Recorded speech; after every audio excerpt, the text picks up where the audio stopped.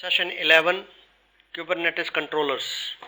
Agenda of the session is replica sets, daemon sets, deployments, rolling update and rollback, scaling up and scaling down pods. We already have the building blocks, that is containers, pods, we have done in the previous lab. We are going one level above the bigger picture.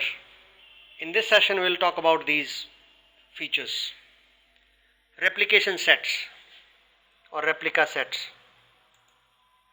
Replica sets ensure how many replicas of pod should be running always. It can be considered as a replacement of replication controller which used to be there. The difference being that replication controller only supports equality based selector, whereas replica set supports set based selector, like replica sets 2. Now the two pods were running, this one and this one. Something went wrong, this pod was crashed. So once this pod was crashed, since we have replica set 2, the second pod immediately will come up and you will see the status creating. So this is ready, this is crashed. The moment it is crashed, this will be creating again, the next pod will come up. That is controlled by replica sets. What are the fields in this replica sets?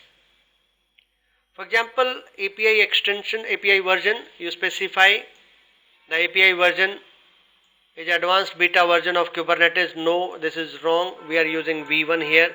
File is different and text is different. Kind is replica set, that is correct. Step number 2, we have defined the kind as replica set, which helps kubectl to understand the file is used to create a replica set. Tier is backend, that is number 3, that is match labels. We have defined the label tier as backend which creates a matching selector.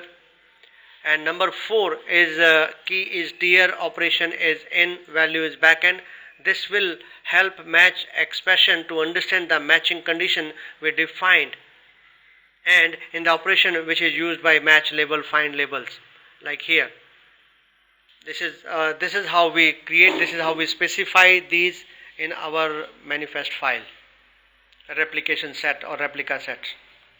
When you create the backend replica sets with provided definition in the YML file, diagrammatically we can think it that way, that backend replica set 1, replica set 2 and replica set 3, they appears under Kubase services, they appear as replica sets. Daemon sets.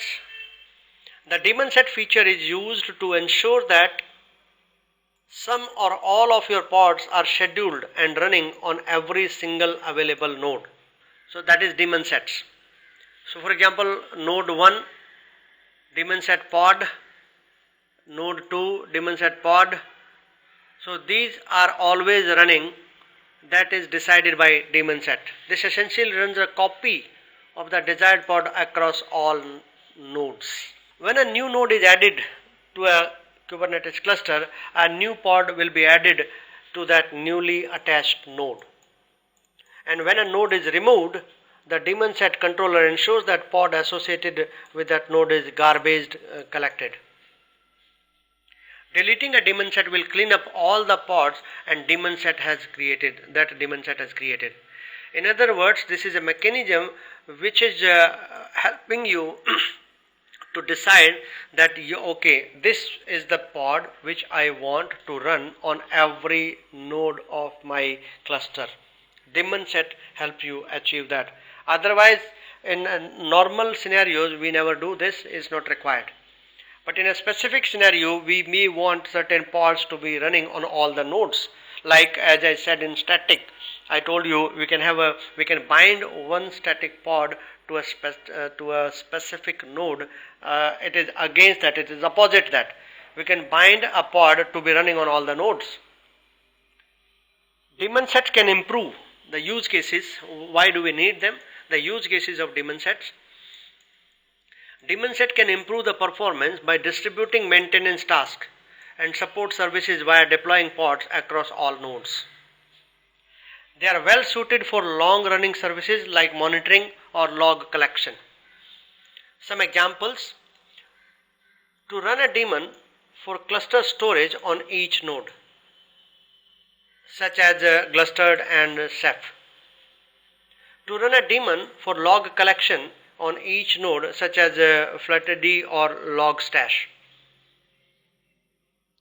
To run a daemon for nodes monitoring on every node, such as Prometheus Node Exporter, CollectD or Datadog agent.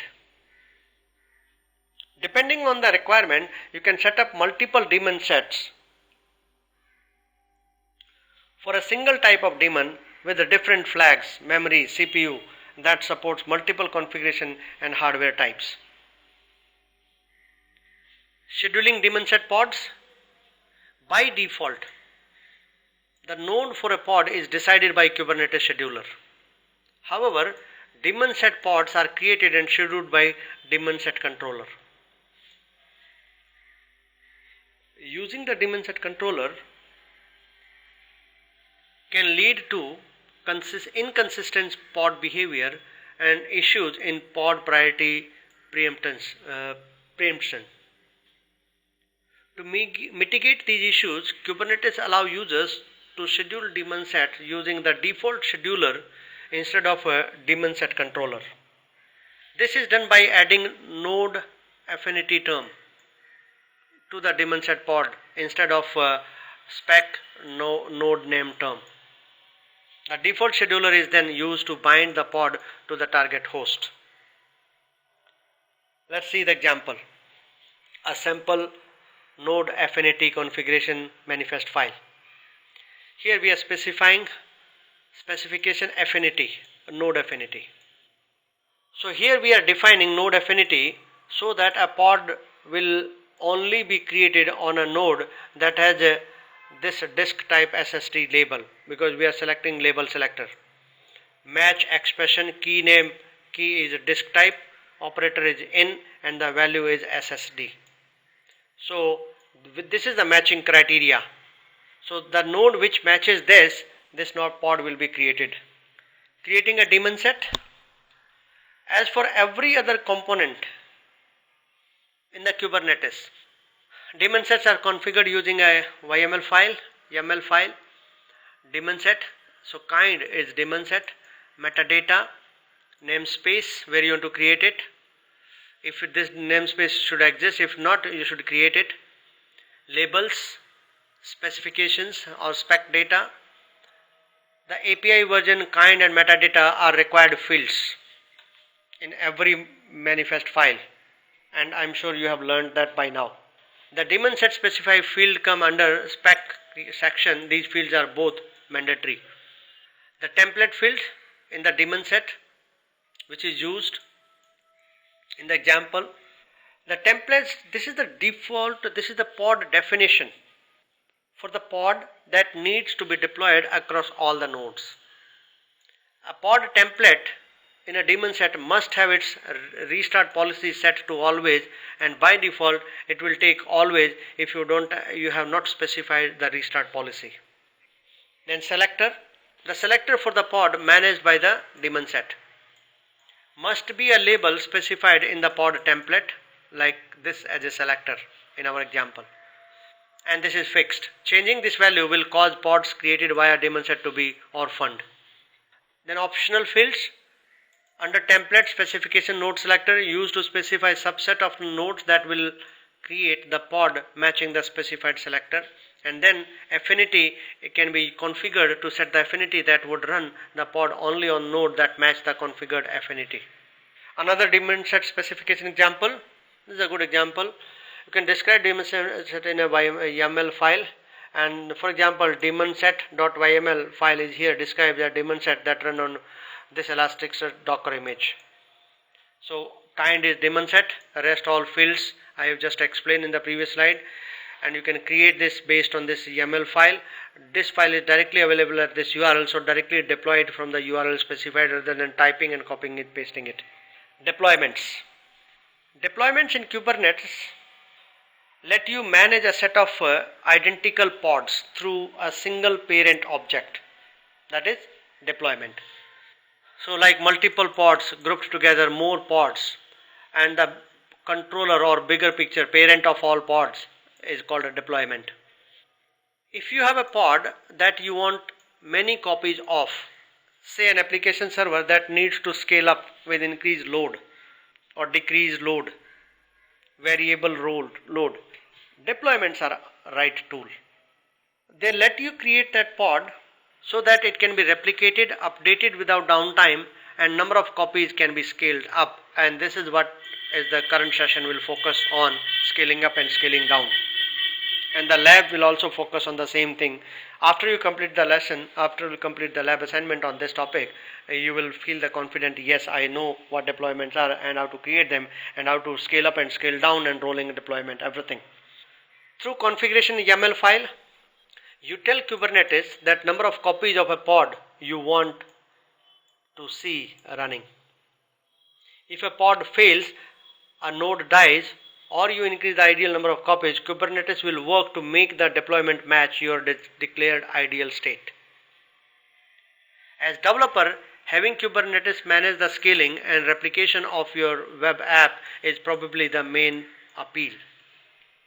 That is why we always use a deployment method for deploying our pods.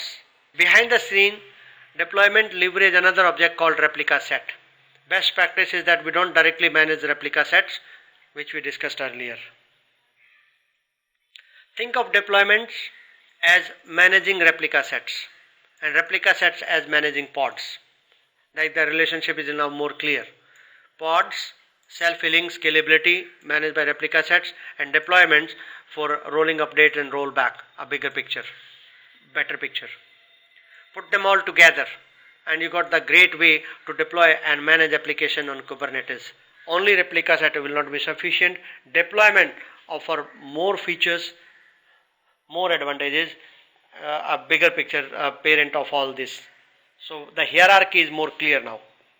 To organize your pods, to organize your applications, the features what you expect.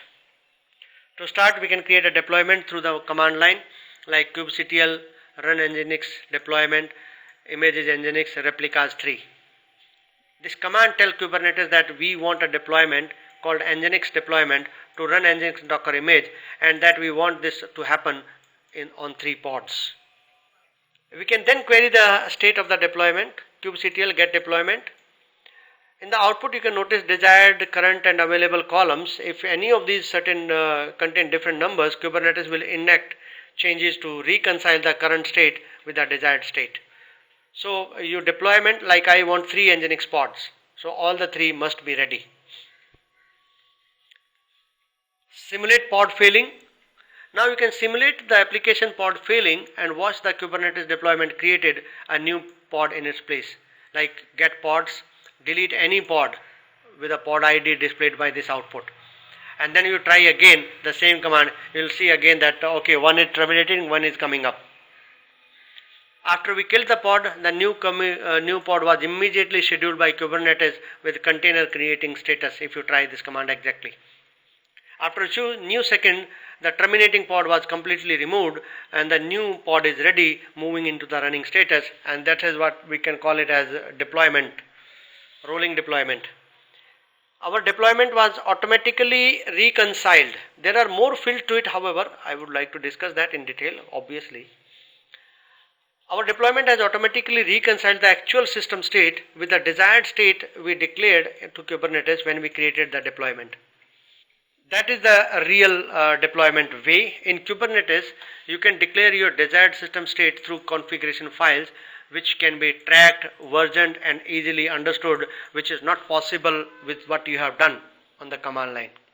That is not ideal, because ideal method is you create configuration files, manifest files to be more precisely, so that you can track them, version control them, and you can understand them what it is doing. Like pod deployment are declared through YML files. For example, create a deploy.yml file in your system path with given node. So deployment, the given code, this is the code and I am going to deploy it. 10 replicas? No, I'm going to deploy 5 replicas. So I'm going to create this and I'm going to show you on my system, and one demonstration I think it is worth demonstrating. Let me try the same thing. So vi deploy.yml, oh, it is already there, file is already created. Deployment, yes, deployment, hello deploy 5 replicas, match labels, hello world, good, all is set. So kubectl apply -f deploy.yml, and remember that is deploying on OCI because I am working on OCI right now. It is creating hello deploy on these nodes. Let's see what is the status already. So we have deployed 5. Now we can delete one, and you will see I am deleting any one pod. This is deleted because desired state is 5 replicas. So if I try the same command get pods again, one will be terminating and one will be creating. Because I am working in OCI, so there is a response time delay here. So let's understand this file. In the top, same file I am going one by one in detail. The top we specify the API version. We are using up to date version. Deployment objects are in apps v1 API group. Yes. The kind field tell Kubernetes we are defining a deployment. Yes. The metadata section is where we give the deployment a name and the labels. The spec filter is where most action happens. And see here, replicas 10, selector match labels, app is hello world, and minimum ready seconds is 10, strategy type rolling updates, maximum unavailable 1, maximum surge is 1. We need to understand all these values one by one. Let's go. Anything directly below .spec relates to the pod. Anything nested below template spec, I'm talking about here, template spec, relates to the containers that will be part of the pod here. Remember strategy, then replicas here, directly spec and template specs. There are 2 locations where the specifications are appearing. The spec selector is a list of label, at pod level the spec.replicas here, pod level. Spec.replicas tells Kubernetes how many pods replicas for this deployment are required. Spec selector is the list of labels that pod must have in order for the deployment to manage them. That is selectors. I am referring to this selector, and we are matching the labels. Spec strategy tell Kubernetes how to perform updates on the deployment. The strategy part, this part, red color I am referring here. Strategy under spec.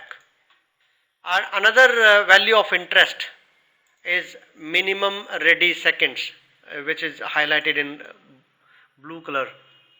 Red all is faded out. This is set to 10. In this case, this is telling Kubernetes to wait for 10 seconds between each individual pod being updated. This is useful for throttling the rate at which updates occur. Longer wait gives us a chance to spot problems and avoid situation where we update all pods to a faulty configuration. Now deploy and inspect. Apply, we have done that. Deployment is now instantiated on the cluster. You can use describe or deploy. So get deploy, hello deploy, describe deploy, and you will see the output the way it is expected. If you select 10, it will deploy 10. If you select 5, it will deploy 5. If you get deployment and the describe command give you more output. Deployment and replica sets. Deployment automatically create associated replica sets, and you can use this get rs command to get the replica sets created for this deployment. Accessing the app. To access the application, we need Kubernetes service object. We have a dedicated session coming up after this session, that is a service. All you need to know is that a Kubernetes service provides a stable DNS name and IP address for the set of pods. You need to create a manifest file SVC, then apply that SVC manifest file, and that will tell all the details where it will be available, how the pods or containers will be available. Hello world, node port. This all we will discuss in the next session, that is what are the different options here. Type is here is node port right now. Now the service is deployed, you can access it based on this setting what you have done, node port 3001. So from inside the cluster using the port 8080, from outside the cluster hitting of any cluster node on port number 3001.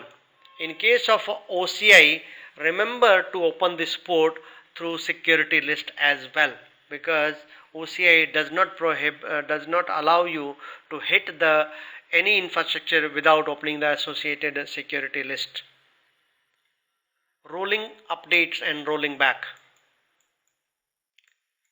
Other than providing seamless replication and declarative system states, using deployments give you ability to update your application with zero downtime and track multiple versions of your deployment environment.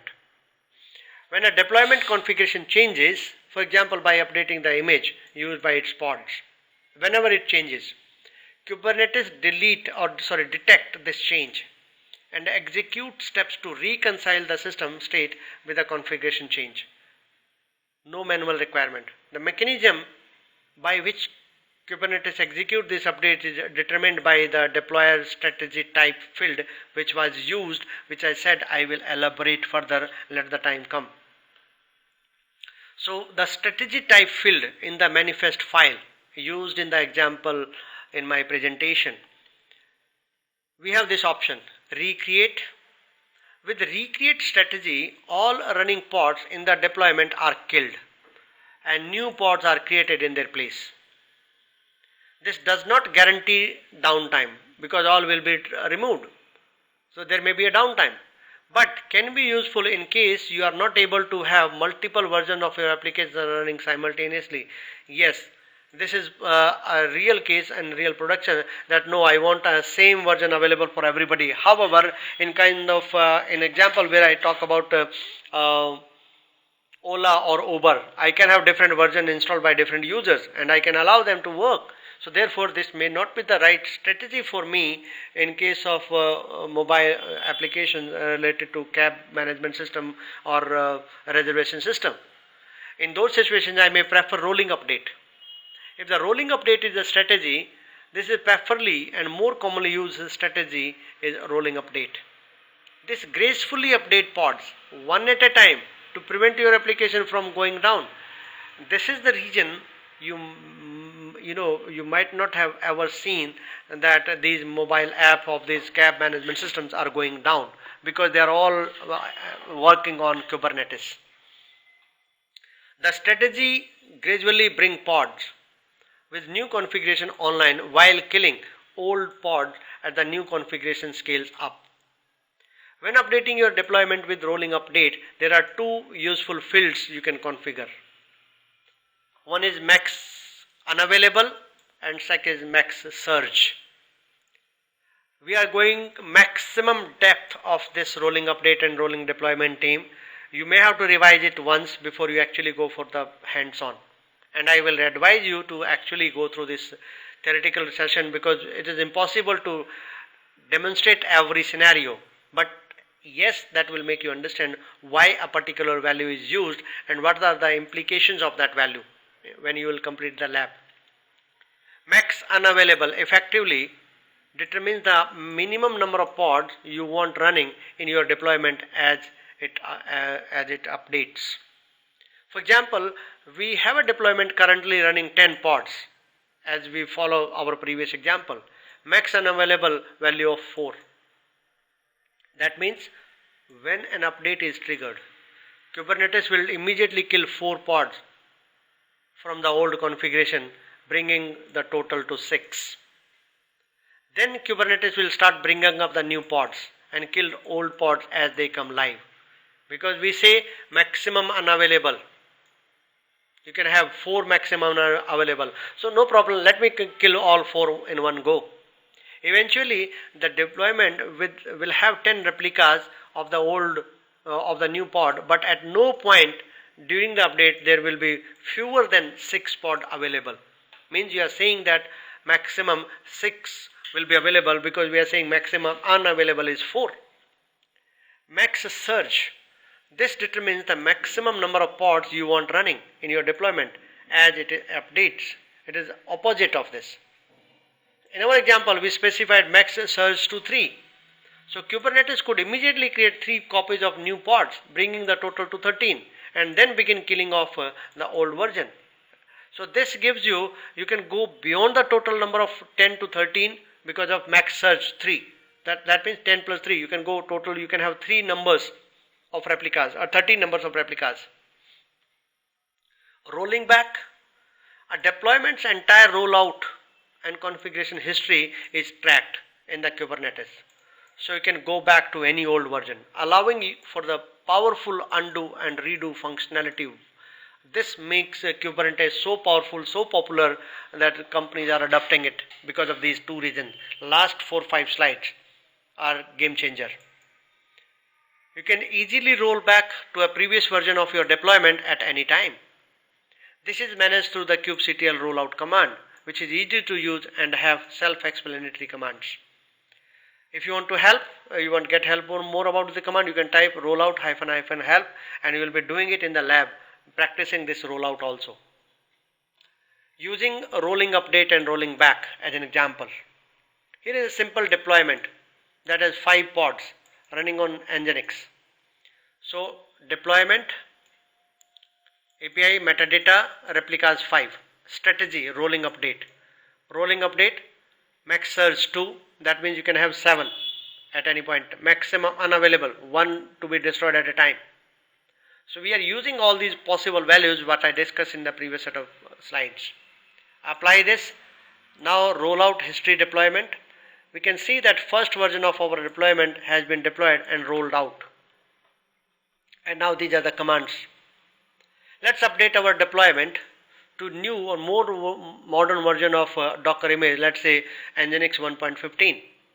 Watch the Kubernetes scale down the old replicas of the pod and bring up online replicas of the pod that has been updated version of the Nginx. So apply the same file again, rollout history, rollout deployment, rollout status, and get deployment, describe. You will see the everything in detail, how it is rolling out and rolling, installing new version. Using rolling update and rolling back. But what if we discover this new version has a problem? We should perform a rollback to restore the last version of the deployment. kubectl rollout make it simple to inspect your deployment history and to roll back to the previous version. So you can use this command kubectl rollout history deployment. Now you can revise it to whatever version you want to, like rollout history deployment Nginx deployment revision 2 or revision 1 or 2 revision 1. So this is like doing undo, kubectl rollout undo deployment Nginx to revision 1. Self-explanatory, easy to understand commands. You will be working in the lab assignment with these commands. Because these are simple commands and simple manifest file, theoretically I am discussing that.